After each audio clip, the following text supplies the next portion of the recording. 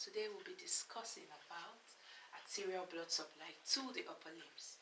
And we cannot actually discuss about the arterial blood supply to the upper limbs without mentioning some brief things about the aorta.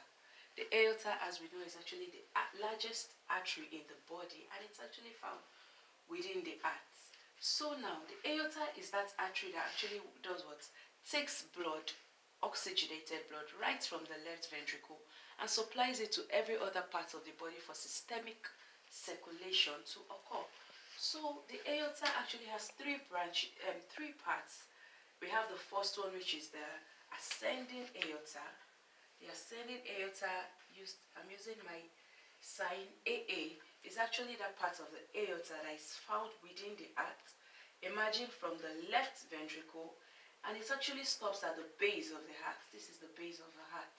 So now, after that, we actually have the arc of the aorta. The arc of the aorta is actually the part of the aorta that overturns over the pulmonary trunk, after which it goes down, forming the descending aorta.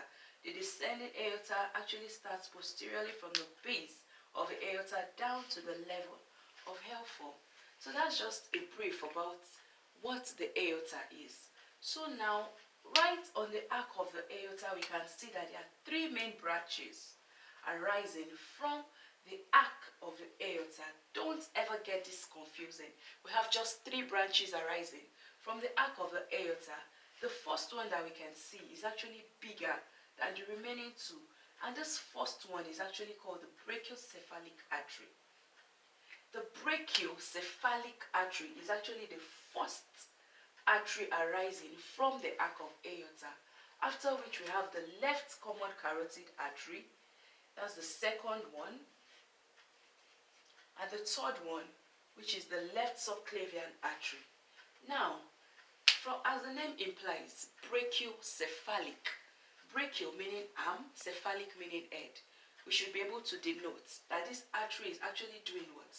Supplying the right side of the arm and the head and the neck, while the left common carotid artery is supplying the left side of the head and the neck, and the left subclavian artery is now the artery that actually supplies the left arm.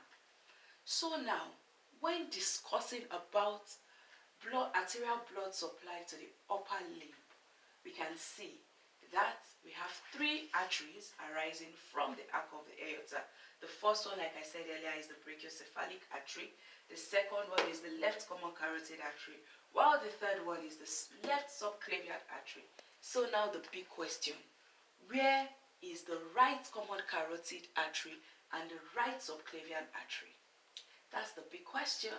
Before I forget, the brachiocephalic artery, you can also see it as the brachiocephalic trunk. Some people even say it's the innominate artery. So now, going back to the right common carotid artery and the right subclavian artery, it doesn't look like it's anywhere to be found right from the arc of the aorta. But yes, it is. It is actually embedded inside the brachiocephalic artery.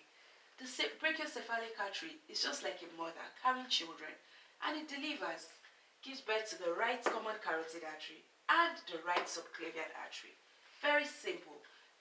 This is one part that actually gets students confused at some point. So now we know that the brachiocephalic is just one. We don't have two brachiocephalic arteries, we have just one.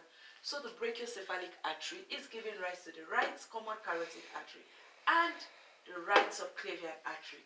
So there's this, I'm just trying to break it down as simple as possible.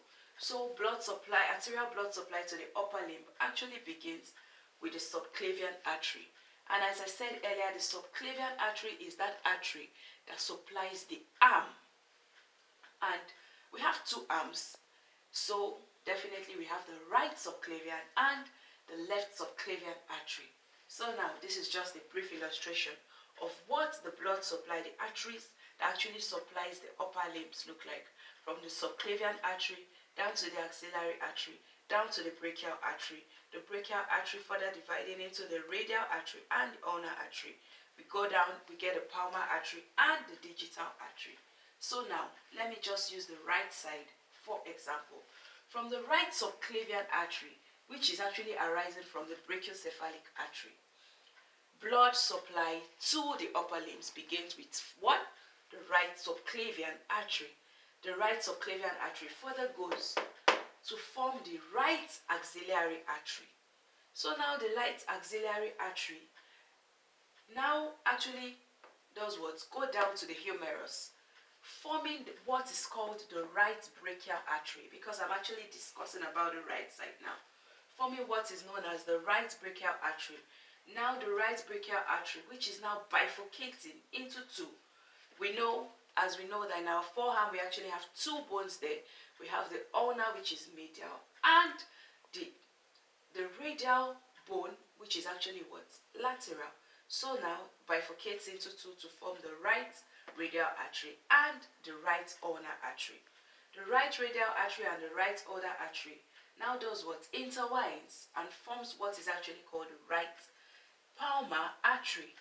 The right palmar artery, right in the palmar artery we have two basic arteries. We have the deep palmar artery and the superficial palmar artery, each now going into some digitals to form what is called the digital artery. This is just a breakdown of what blood supply into the upper limbs looks like. As we've done to the right side, we'll be doing same to the left side. From the left subclavian artery, we have the left axillary artery down to the left brachial artery, which is at the humerus.